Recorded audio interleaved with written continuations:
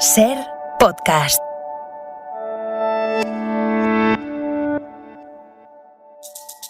Ser Historia, con Nacho Ares.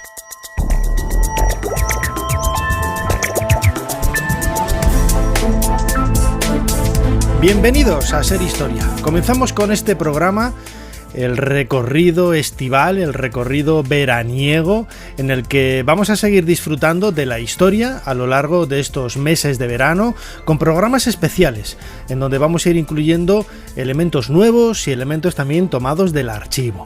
En este programa de hoy, a lo largo de los próximos 60 minutos, casi una hora repleta de historia, vamos a hablar de los samuráis, de ese mundo de soldados en Japón a lo largo de la Edad Media, cuyo eco ha llegado hasta nuestros días, casi sumido en el mundo de la leyenda. Vamos a viajar hasta Burgos, en estos años, en estos meses, mejor dicho, en el que celebramos los 8 siglos de la catedral. Anunciamos ya que en el mes de septiembre vamos a estar allí en Burgos haciendo un programa precisamente sobre la historia de esta ciudad. Queremos ver cuál es el origen real de Burgos. Siempre se ha hablado de esa ciudad medieval y sin embargo hay algunas investigaciones que parecen señalar a un posible origen romano. Y vamos a hablar una vez más de la leyenda negra en España, pero no desde el punto de vista de los mitos, de las leyendas, de esa tradición europea, sino también desde la iconografía, cómo se ha hecho mucho daño a lo largo de los siglos XVI y XVII, sobre todo a la historia de España, a partir de esas imágenes que corrían por Europa y Estados Unidos señalando a España como la causante de todo tipo de maldades para el resto de la humanidad. Estos tres van a ser los bloques principales de nuestro programa de hoy. Soy Nacho Ares y les doy de nuevo la bienvenida a Ser Historia. Comenzamos.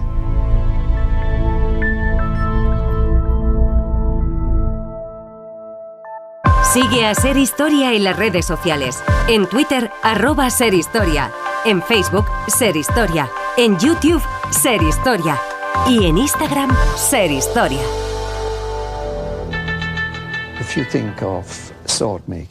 Si nos fijamos en la fabricación de la espada, tenemos una muy afilada perteneciente a lo que llamaríamos la época medieval, con un equipo bastante primitivo. Incluso los expertos en este campo las consideran excelentes hoy en día. La espada de los samuráis, la katana, era el alma del samurái. Si miran la espada del samurái, verán que tiene una ligera curvatura. Dicen que la kasaki, la punta de la espada, era el rostro, y que el alma del samurái se introducía en la espada.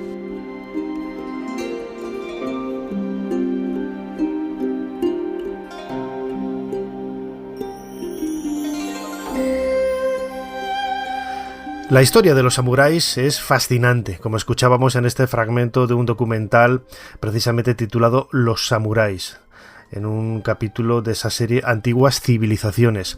Los samuráis, tal y como los entendemos nosotros, nacen en el siglo X y han marcado de una manera muy intensa la historia de Japón, sobre todo desde el punto de vista de su estética, de ese aspecto quizás ligado a una serie de valores que ellos pregonaban y abanderaban, y sobre todo, bueno, pues está marcado también con el devenir de los años de una serie de guerreros que pertenecían a una élite muy concreta del ejército, pero que luego el término se ha ido, bueno, pues extendiendo a otros campos del ámbito militar. En mis manos tengo un libro, Crónicas de los samuráis, publicado por Satori, y para hablar con su autor tenemos que viajar hasta Tokio, y lo vamos a hacer ahí gracias a internet, para hablar con Rubén Ibarzábal. Rubén, bienvenido a Ser Historia. Hola Nacho, encantado de estar aquí hablando contigo. Lo primero, ¿qué hace un vasco en Tokio? Bueno, pues en Tokio lo que hago mayormente es trabajar, pero yo vine aquí a trabajar porque a mí me interesaba mucho Japón y me interesaba bastante Japón.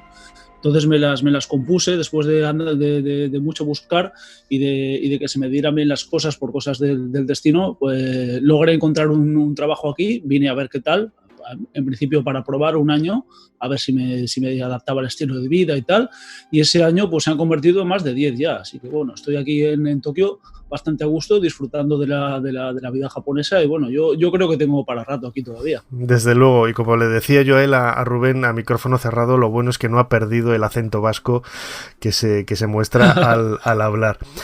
Rubén, la primera pregunta, muy brevemente, ¿quiénes eran los samuráis, si tuviéramos que definirlos en medio minuto?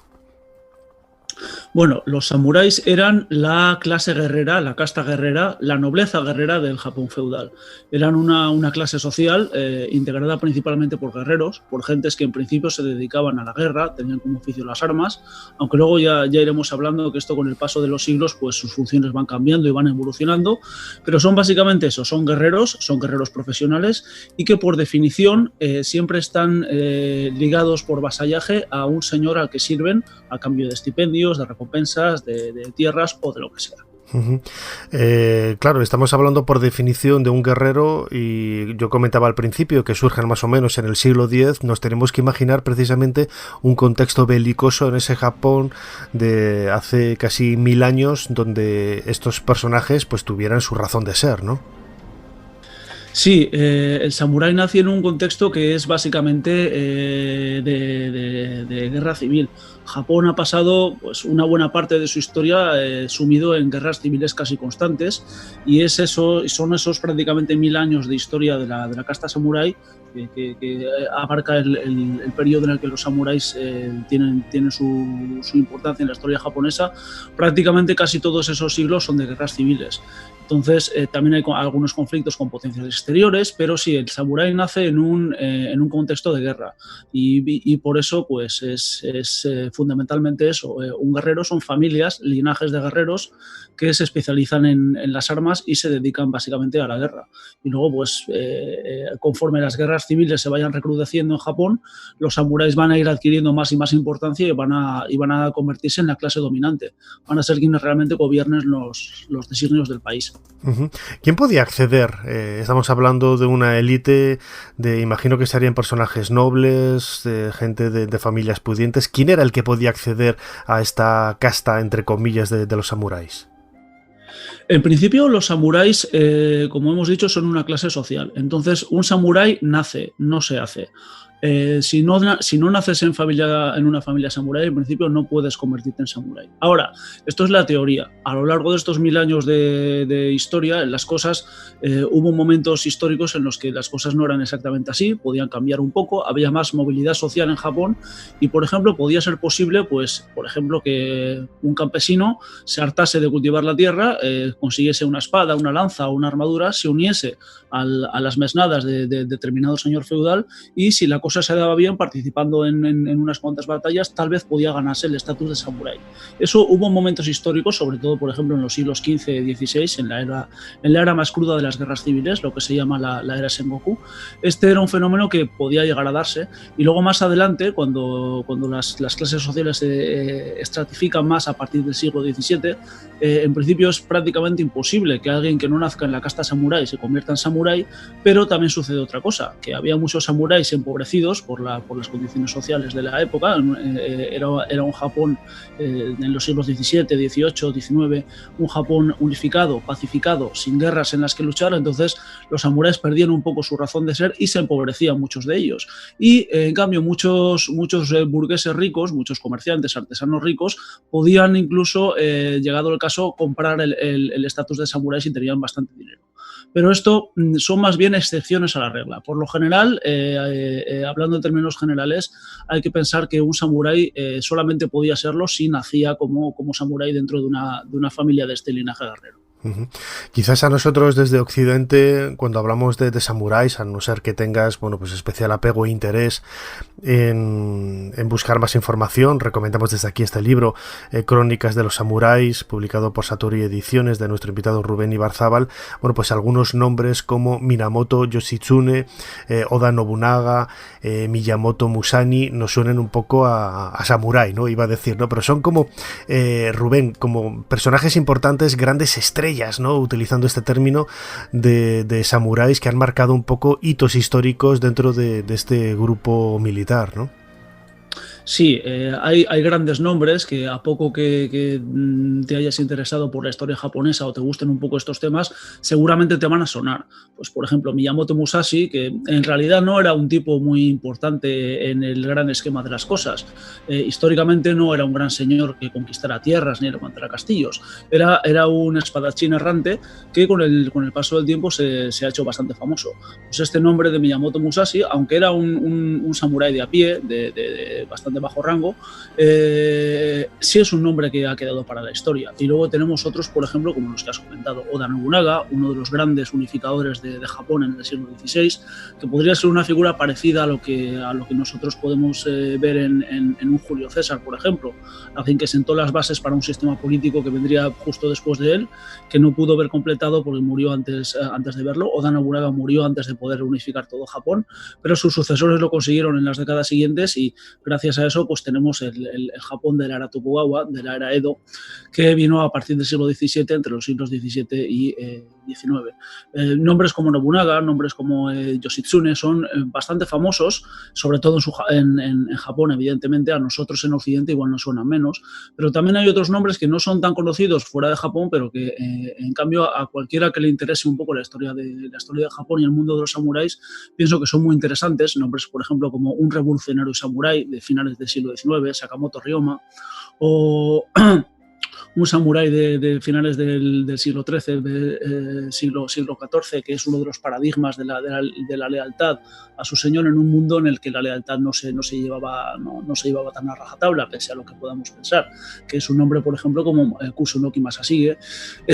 No son tan conocidos fuera de Japón, pero me parecía interesante traerlos a este libro que he escrito, porque aparte de los grandes nombres que nos pueden sonar un poco más o menos a todos, hay nombres muy, muy interesantes también que tal vez no son tan conocidos, pero que creo que merecía mucho la pena darlos a conocer al gran público, porque tienen historias muy interesantes.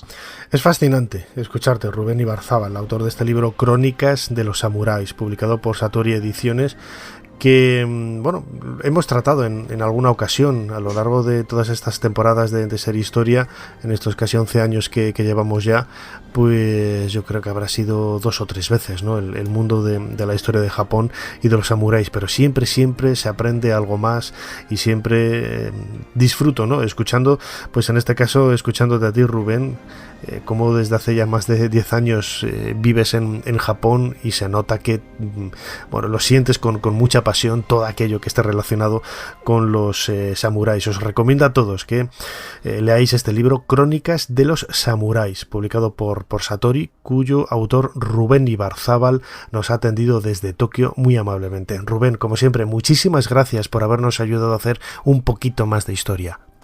Muchísimas gracias a ti, Nacho, y encantado de estar aquí.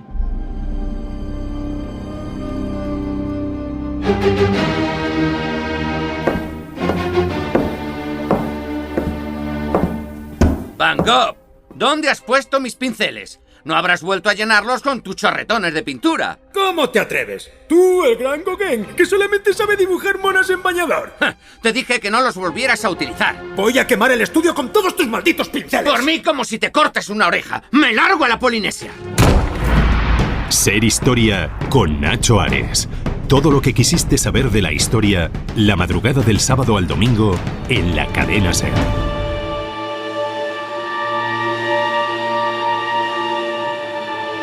Tradicionalmente, el origen de Burgos, tal y como lo conocemos hoy en día, se basa en la fundación de obra de Diego Porcelos en el año 884. Es un movimiento dentro de la llamada antiguamente Reconquista, hoy en día conocida como la Guerra contra el Andalus, que buscaba la repoblación de las tierras al sur del río Ebro.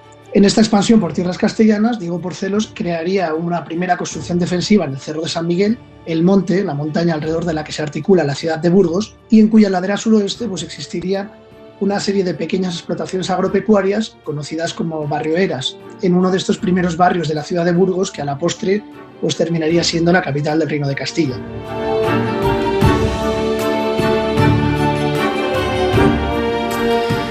El siglo IX es la fecha en la que la historiografía tradicionalmente ha ubicado la fundación de la ciudad de Burgos. Escuchábamos así de esta forma hablar a Adán Ruiz Román, él es profesor de historia en la Universidad precisamente de Burgos, ofreciendo la teoría tradicional. Pero como sucede siempre con todas las investigaciones, con todos los perfiles que cuentan los documentos, las evidencias arqueológicas, en definitiva las pruebas con las que se construye la historia, bueno, pues hay algunas aristas, hay algunas piezas que no encajan, ¿no? O por lo menos abren la posibilidad de que haya otras teorías, otras evidencias, otras posibilidades que nos acerquen a una realidad completamente diferente. Y esa es la que queremos abordar aquí en los próximos minutos en Ser Historia. Desde hace prácticamente un año, bueno, pues ha roto los moldes de muchos ideales la posibilidad de que el origen de la ciudad de Burgos no sea tanto medieval, como escuchábamos ahora en el siglo IX, sino origen romano. Y no tanto romano como que la ciudad de Burgos actual esté construida sobre una antigua ciudad romana, sino que, bueno, pues algo había allí que pudo haber, ¿no?, devenido en lo que hoy es la ciudad de Burgos, o que hubiera hecho que se acercaran hasta allí esos protagonistas de la historia que en la Edad Media pues levantaron esta ciudad. El artífice de esta nueva hipótesis de trabajo es un arquitecto técnico, es doctor por la Universidad de Burgos, y ya nos atiende desde Radio Castilla, que está en Burgos. Eloy López, bienvenido a Ser Historia. Hola Nacho, encantado de poder hablar contigo. Era una sospecha, ¿no? Tú tampoco has sido el primero en levantar esta polémica. Has publicado un libro, Ave Burgus, en donde, bueno, pues manifiestas toda tu teoría, todas tus evidencias, pero tampoco has sido el primero, ¿no?, en poner el dedo sobre la llaga, nunca mejor dicho, ¿no?, sobre el posible origen romano de Burgos. Pues efectivamente, Nacho, así es. A lo largo de este proceso de investigación he ido descubriendo que mucha gente que no conocía, bueno, tampoco realmente han sido muchos para ser precisos, pero sí que ha habido gente que desde luego no conocía a priori y que investigando pues he descubierto que efectivamente apuntan en esta dirección también. Si bien es cierto que todos ellos pues lo hicieron como intuición, pero sin pruebas sobre la mesa, ¿no? Estoy pensando, fíjate, por ejemplo, a comienzos del siglo XX, un arqueólogo sevillano, Narciso Sentenach, hace un manuscrito que no llegó a convertirse en publicación, y él apunta, atendiendo a las características geoestratégicas de la ciudad de Burgos, lo mismo que hace también un general de la Guardia Civil, también a comienzos del siglo XX, muy famoso aquí en Burgos, el general Leopoldo Centeno, famoso fundamentalmente por las intervenciones arqueológicas, entre comillas, que hizo en el castillo de la ciudad, que hoy son bastante criticadas porque bueno, pues eran otros procedimientos técnicos que afortunadamente hoy en día han sido manifiestamente mejorados. Pero Leopoldo Centeno también afirma esto mismo, y más tarde, ya más avanzado el siglo, concretamente a comienzos de los 90, es el hoy catedrático de la Universidad de Alcalá de Henares, se llama Luis García Moreno, quien afirma que él plantea esto también, fundamentalmente atendiendo al topónimo de la ciudad, porque realmente es muy particular. El topónimo de la ciudad, que en las primeras fuentes documentales altomedievales nos aparece como Burgus, y bueno, esto es lo que hace sospechar concretamente a este hoy catedrático que ¿por qué no? Podría la ciudad tener unos orígenes a partir de unos de estos elementos Burgos, que si quieres ahora entramos y concretamos un poco de qué elemento constructivo, porque estamos hablando de unos elementos constructivos militares, de qué tipo de elementos se tratan.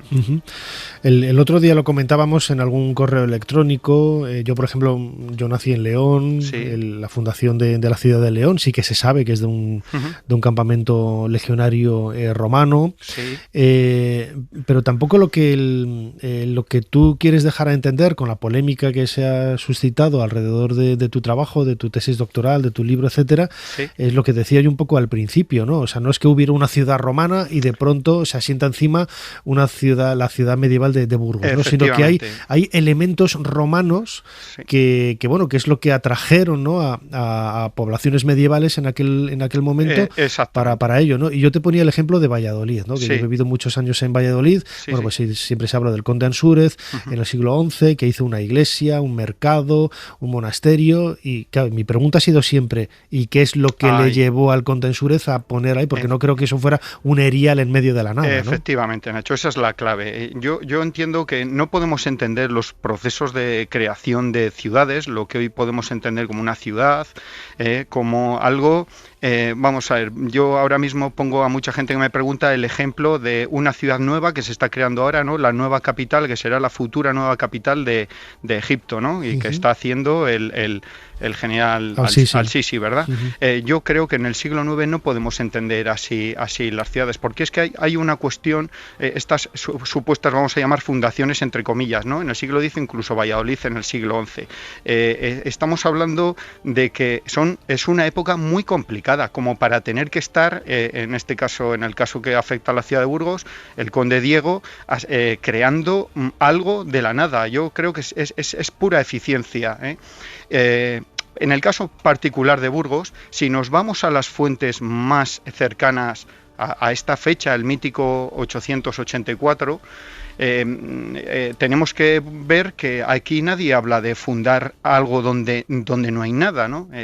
Concretamente me refiero a los anales castellanos primeros, cuya elaboración hoy nadie discute que son de la primera mitad del siglo X, o sea, estaríamos hablando de unos 50, 60 años pasados de esta supuesta fundación de la ciudad de Burgos, y aquí se habla de un verbo muy claro, y es que simplemente los anales castellanos primeros, para que la gente nos entienda, son unos pequeños documentos de apenas 15, 16 párrafos, donde se dan como una especie de cronologías históricas, que en este caso al que los escribe, un autor desconocido por supuesto, pero ilustrado, que duda cabe, y que claramente apunta, por eso lo de los anales castellanos, ¿no? Porque claramente apunta a un entorno muy cercano a la ciudad de Burgos.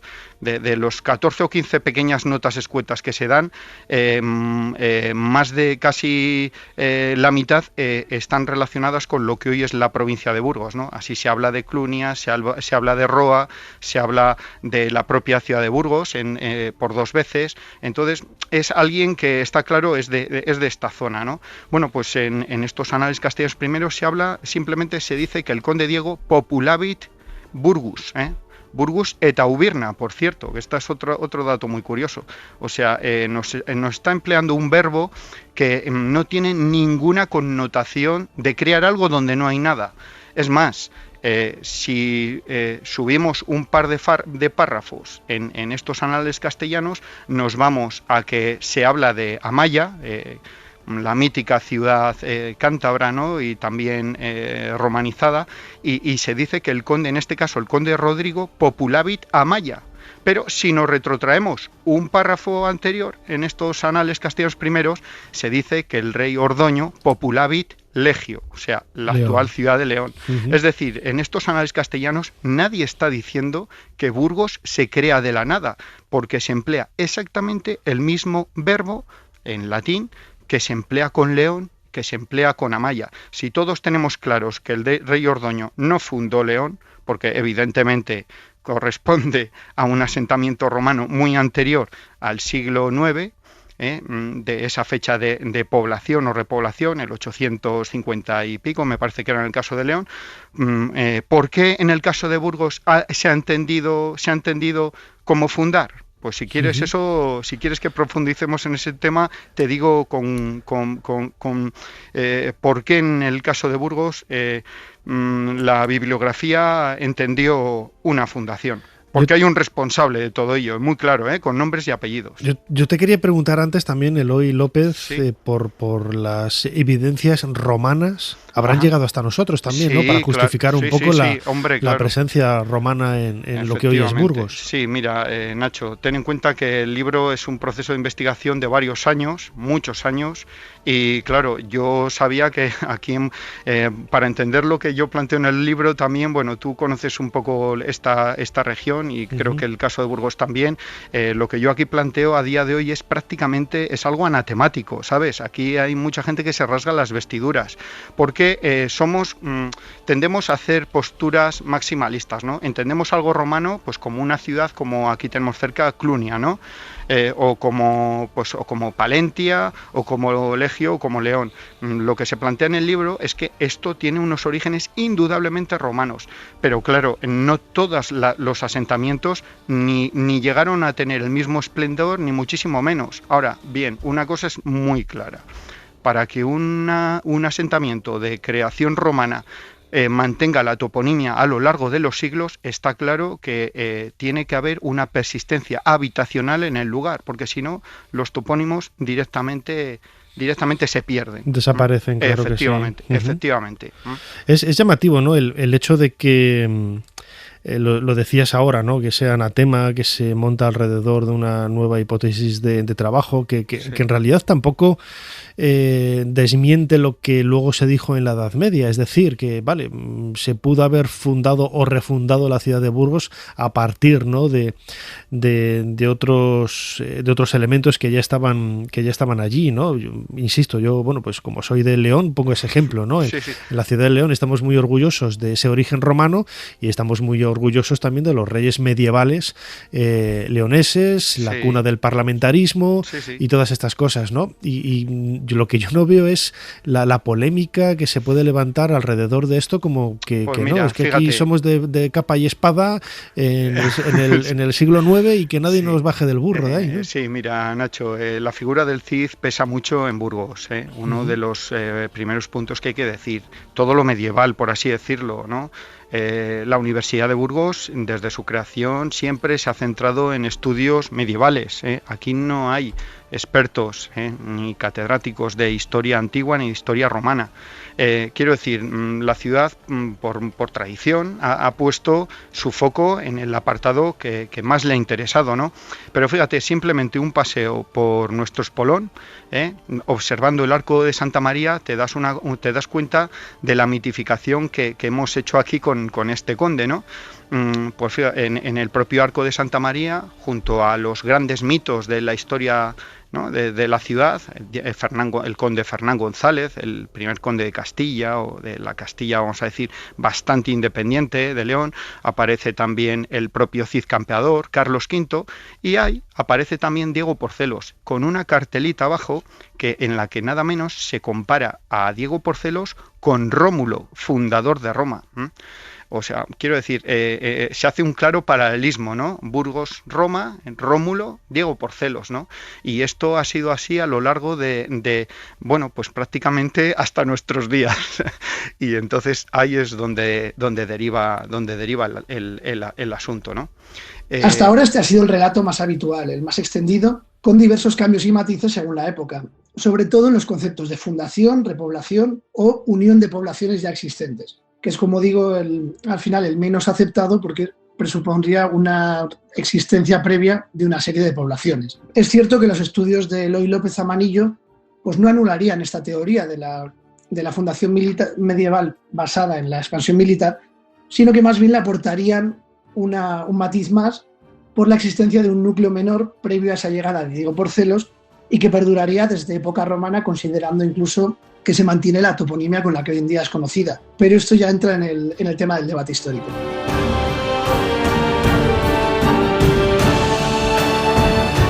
El debate histórico, en efecto. Escuchábamos de nuevo al profesor de la Universidad de Burgos, Adán Ruiz, hablando del tema que estamos tratando con su autor en estos minutos aquí de Ser Historia, Eloy López, autor de este libro Ave Burgus, en donde se plantea la posibilidad de que la ciudad de Burgos no solamente fuera de origen medieval del siglo IX, sino que construida a partir de asentamientos anteriores de época romana.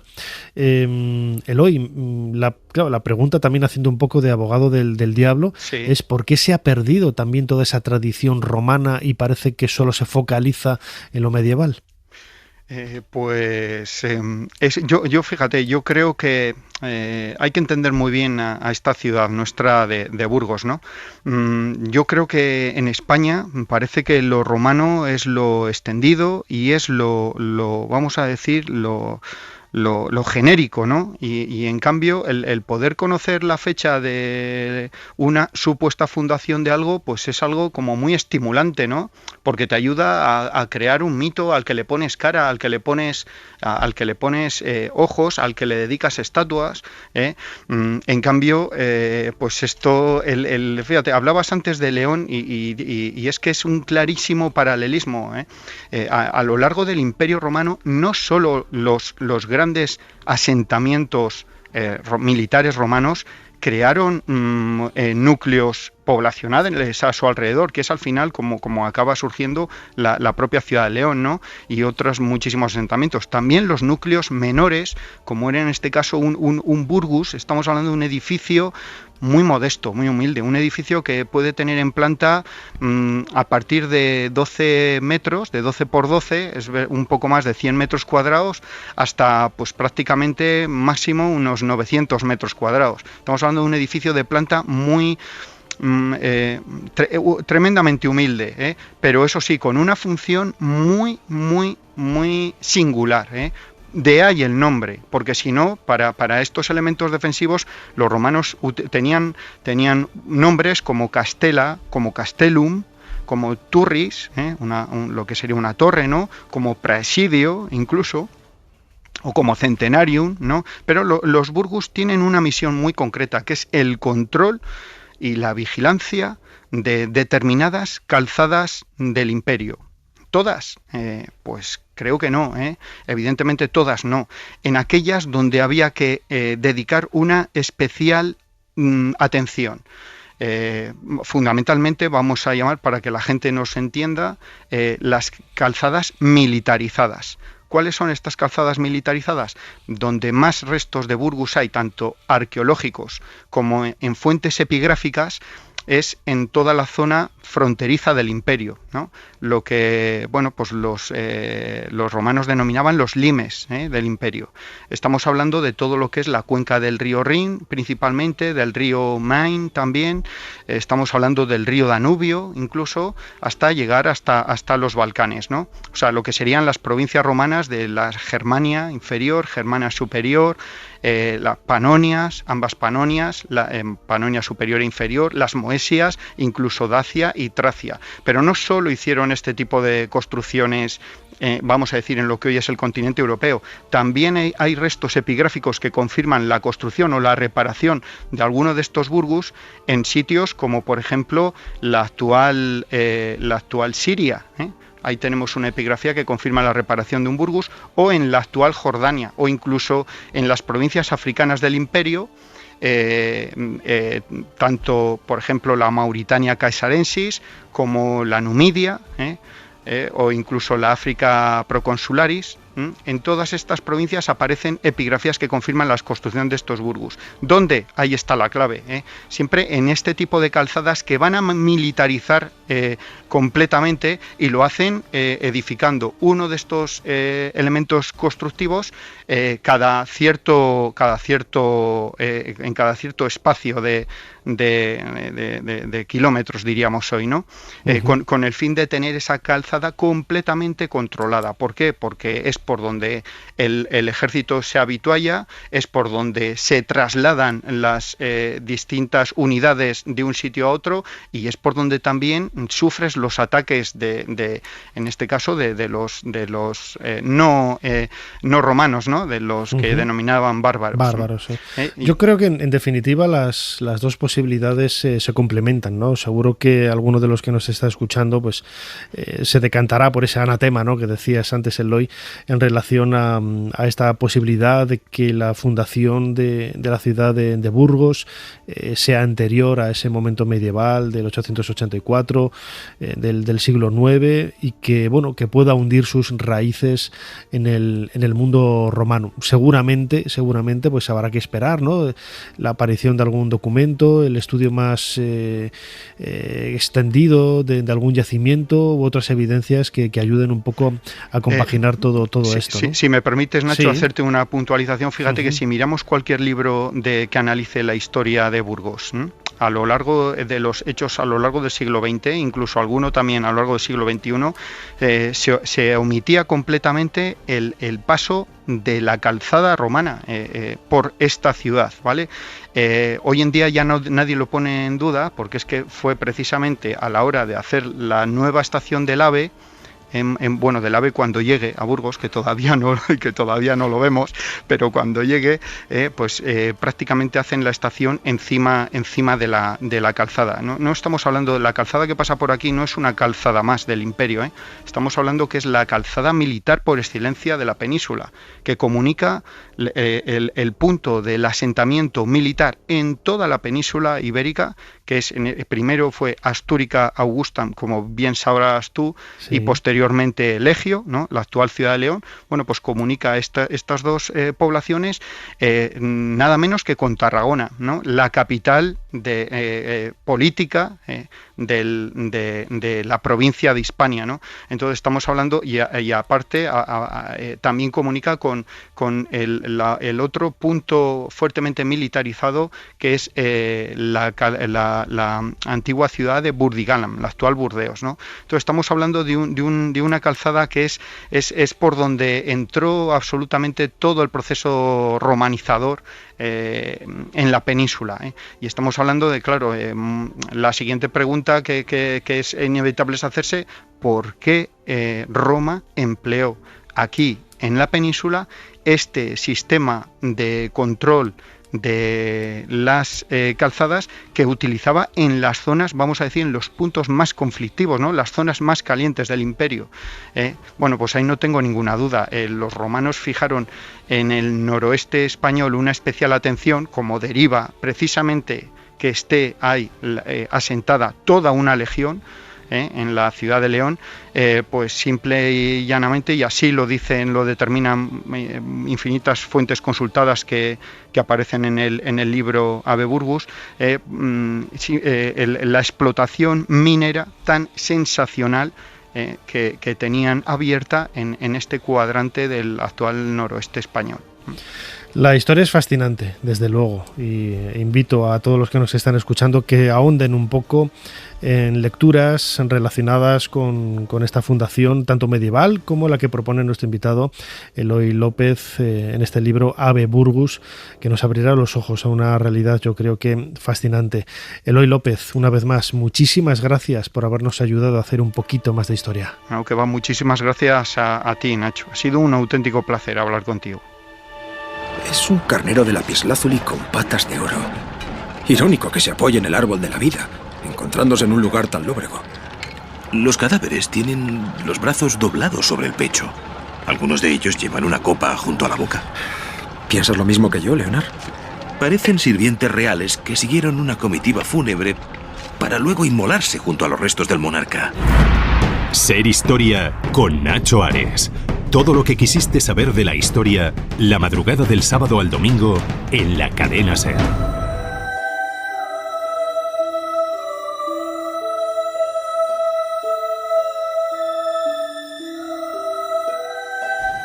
La fundación de estas ciudades trajo consigo la creación de instituciones, de gobierno, universidades, hospitales, imprentas. España trajo consigo instituciones, ideas, valores, creencias. Todo ello hace que, en conjunto, esta historia nuestra se destaque como algo singular y extraordinario. Fue este un proceso histórico que debe ser valorado y comprendido, lógicamente, en la óptica de los siglos en que tuvo lugar. Si así lo hacemos, no cabe sino reconocer que en América se gestó un nuevo mundo, un mundo en el que convivían diferentes pueblos y culturas. Pasamos una nueva página a nuestro programa Ser Historia aquí en la cadena SER y lo hacemos escuchando un fragmento de un discurso del rey Felipe VI en La Habana, hablando de algunos detalles que hemos comentado en muchas ocasiones aquí, ¿no? Y que parece que redundamos siempre en lo mismo, pero no cejaremos en insistir en ello, ¿no? La existencia de esa llamada leyenda negra todavía hoy, 5 siglos después, sigue coleando y podemos encontrar, ahora que hemos dejado unas fechas atrás, el Día de la Hispanidad, pues en las redes sociales se bombardeaban con comentarios absolutamente absurdos, estúpidos, porque no tienen otro entendimiento que lo que hemos comentado también en otras veces, ¿no? Y yo he liderado un poco esa idea del presentismo, de intentar calificar con las ideas del presente hechos del pasado, ¿no? Y se hace con los españoles cosas que no se hacen con Alejandro Magno, con Julio César, que fueron verdaderos criminales, entre comillas, si los vemos con los ojos del presente, ¿no? Pero son parte de la historia. Todo eso es parte de la historia, como el libro que tenemos sobre esta mesa de nuestro programa, La Guerra de Papel, origen iconográfico de la leyenda negra. Melquiades Prieto, bienvenido a Ser Historia. Bien hallado, muchas gracias por darme esta oportunidad de hablar en antena. Melquiades Prieto es un buen amigo desde hace ya un montón de años. Yo le conocí siendo editor de la editorial EDAF, trabajamos juntos muchísimos años y él acaba de publicar este libro, La Guerra de Papel, con Modus Operandi, en donde hace especial hincapié, quizás los estudios que se han hecho hasta ahora de la leyenda negra, como digo, hacen hincapié en estudios de la documentación, pero la iconografía, las imágenes, esas fotografías entre comillas de la época también ayudaron a la difusión de esta leyenda negra. Melquiades, una imagen, podríamos decirlo ahora más que nunca, vale más que 1000 palabras, ¿no es así? Bueno, lo que no hay ninguna duda es que en el tema de la leyenda negra siempre se habían utilizado dos niveles, uno el que podríamos llamar intelectual, la difusión de las ideas por grandes escritores o por grandes textos, y siempre se aludía a que había otra difusión que era la impresión de multitud de panfletos, multitud de carteles y de hojas volantes, y no se veían mucho, siempre nos reproducían o siempre reproducíamos, y yo me pongo el primero, los mismos grabados, los mismos cuadros, los mismos óleos, y pocas veces se descendía a otro tipo de imagen. Por tanto, algo de verdad sí hay en eso de que una imagen puede valer como 1000 palabras. Antes lo decía, ¿no? La leyenda negra nace, pues eso, a lo largo de los siglos XVI y XVII. Sabemos, aunque hay diferentes investigaciones, hay diferentes fuentes de donde se puede tomar el origen de esta leyenda, ¿cómo nace y cuándo nace? Bueno, parece muy aceptado ya desde los últimos estudios que es la cultura italiana la que por primera vez pone en duda el derecho de estos bárbaros que vienen de la península ibérica a dominarlos. Eso quedaba muy en manos de un grupito de intelectuales, todos de una gran relevancia, a ver quién puede decir nada de Petrarca o de Dante, pero no tenían una trascendencia social extensa. Lo que sí que es cierto es que a partir del siglo XVI, finales del XV, ese sentimiento se va reflejando en muchísimos más papeles por culpa del gran invento de la imprenta de Gutenberg. Es decir, que lo que cambia totalmente, coincidiendo también con la gran expansión de la monarquía hispánica, es que de pronto una multitud de personas que no sabían leer podían mirar, podían ver. Eso es una de las preguntas que tenía aquí anotadas. Claro, bueno, la gente que no sabía leer, los analfabetos de aquella época, bueno, pues serían prácticamente casi el 100%, ¿no? Un 90 y pico por ciento. Solamente un estrato muy, muy pequeño de la sociedad tenía acceso no solamente a la lectura, sino luego a esos libros, ¿no? Y las imágenes, que es algo que todos entendemos, cuando hemos estudiado arte se nos decía también que precisamente la iconografía que hay en capiteles en las iglesias, las pinturas de las iglesias ayudaban a evangelizar y a luchar contra ese analfabetismo, pues de alguna manera la leyenda negra también se propagó por medio de esas imágenes, ¿no? Que en muchas ocasiones imagino que recreaban cosas totalmente inventadas. Hombre, evidentemente el artista que quería solo tomar un cabo, una punta, pues exageraba todo lo posible. Eso es lo, como acabas de señalar, es propio de todo arte didáctico. Es decir, que cuando alguien sabe que un grupo de personas se ha portado mal, que es censurable su comportamiento, si se les quiere criticar, no se le pone en relación con los millares y millares que, digamos, tuvieron un comportamiento dentro de las normas. Se hace hincapié en ese punto de personas o de grupos que se excedieron. Si además eso va acompañado, no hay ninguna duda de que el gran poder de la monarquía hispánica en el siglo XVI fue tan fuerte en Europa que rápidamente hubo muchos grupos interesados en hacer hincapié en esas partes negativas. Uh-huh. ¿Y cómo se difundían estas imágenes? Porque al principio hablabas también de lo que hoy se llaman flyers, ¿no? Esos panfletos volantes que se lanzaban, hortavillas. ¿Cómo funcionaba la difusión de estas imágenes? Bueno, tenemos que ponernos, y perdona un poco el exordio, sí, tenemos que ponernos un poco en la idea de lo que es una imprenta de finales del 15, principios del 16. Estamos hablando hasta entonces de libros manuscritos difundidos, pues lógicamente con mucha lentitud, porque no se podían hacer a millares, también carísimos, estaban simplemente al alcance de unos grupos sociales pequeñísimos. Pero de pronto eso que después hemos llamado artes gráficas empieza a facilitar. Parece mentira y las cantidades son irrisorias, pero es un salto fundamental, que en un día podían hacer 350, 400 copias de un folio por las dos caras. Si un folio por las dos caras lo pliegas, para los que andamos en este mundo de la impresión, al menos tienes 8 páginas. Pues es fácil de imaginar que, igual que se hacían impresiones de grandes libros, pensemos todos en los libros de caballería, o los de andanzas, o los libros de rezo, o libros de instrucciones, por ejemplo las leyes, a la par que se hacía eso, en un rato, en un viernes, en un jueves, se podían hacer hojas volantes, y lo que ahora llamamos flyers, pues se podían agrupar en 4 pliegos, 8 pliegos, y ya tenías un panfleto, ya tenías un opúsculo. Y lo que antes era para un grupito muy reducido, pues ese grupito se multiplica por 10, por 20, por 100, siempre y cuando que haya alguien que sea capaz después de hacerle su correspondiente distribución, porque se inaugura también otro campo, que es la distribución bibliográfica, que hasta entonces era muy del impresor, el librero y el cliente, casi cliente único. Uh-huh. En tu libro La guerra de papel ofreces imágenes de lo más variopinto, ¿no? Muchos de esos panfletos volantes han llegado hasta nosotros. Hay millares, es decir, que justo lo que me gustaría a mí que se recordara esta publicación es porque está al alcance de los que tengan la suficiente curiosidad o los que quieran hacer un estudio.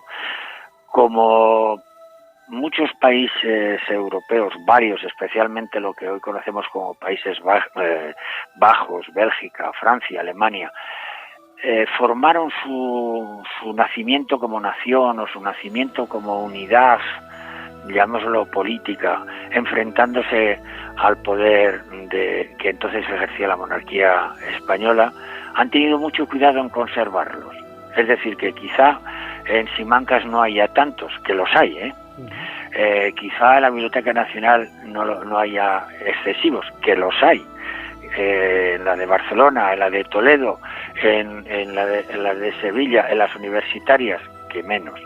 Pero si uno se traslada a las bibliotecas nacionales de Francia, o en el Rijksmuseum, o va a los grandes archivos nacionales belgas o los ingleses, verá asombrosamente que hay muchos. Y además, digamos que han procurado conservarlos bien y tenerlos al alcance del que tenga curiosidad o el que quiera investigar. Lo cierto es que es latoso, hay que ponerse a ello. Entonces, bueno, como bien nos conocemos tú y yo, el mundo de la edición tiene muchas facetas.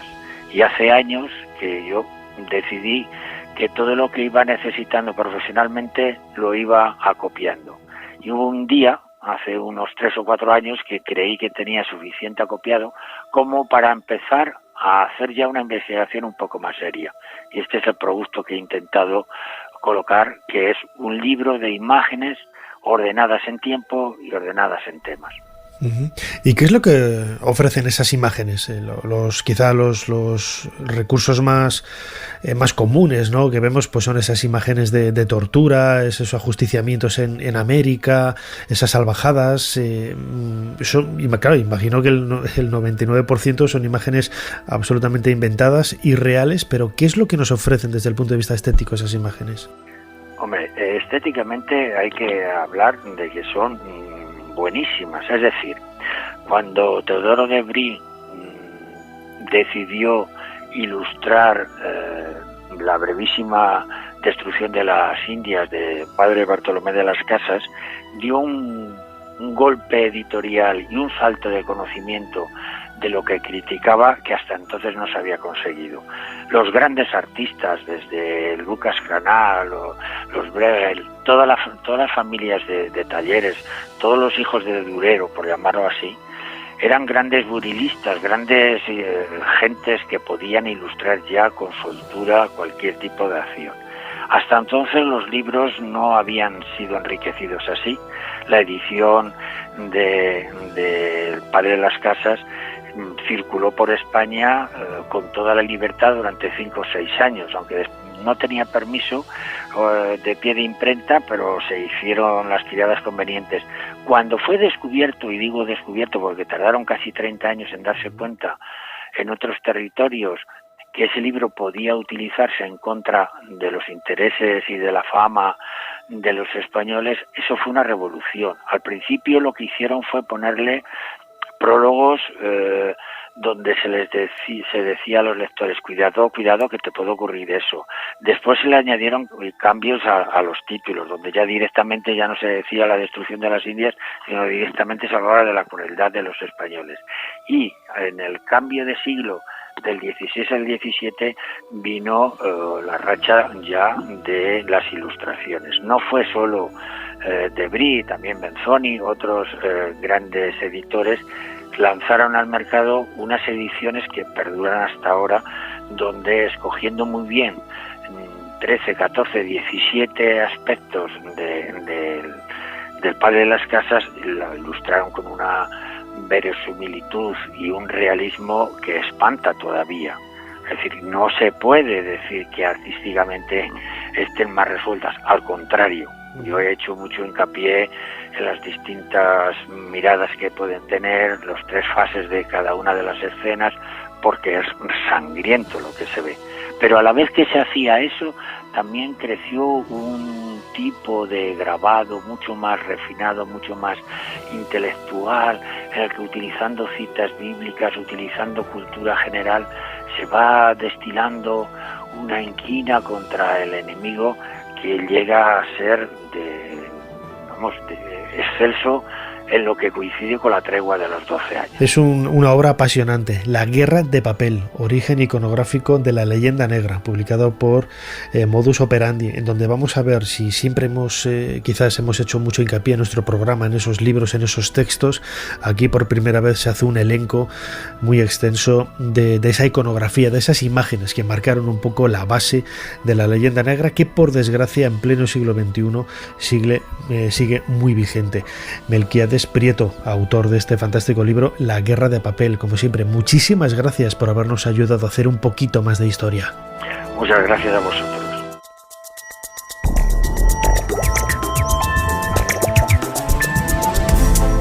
Hasta aquí este nuevo programa de Ser Historia. Como siempre, Fermín Agustí ha estado en la producción, Ana Caballero controlando las redes sociales y delante del micrófono, en la edición, en la grabación y en todo, vuestro humilde servidor Nacho Ares. Les dejamos con más entretenimiento aquí en la cadena SER y recordad que a través de los podcasts de SER Podcast podéis volver a escuchar este programa, descargarlo o hacer lo mismo con todos los que hemos emitido hasta ahora en los últimos casi 13 años. Hasta la semana que viene. Suscríbete a Ser Historia. Todos los episodios y contenidos adicionales en la app de Cadena SER y en nuestros canales de Apple Podcast, Spotify, iVoox, Google Podcast y YouTube. Escúchanos en directo en la SER los domingos a la 1:30 de la madrugada. Cadena SER. La radio.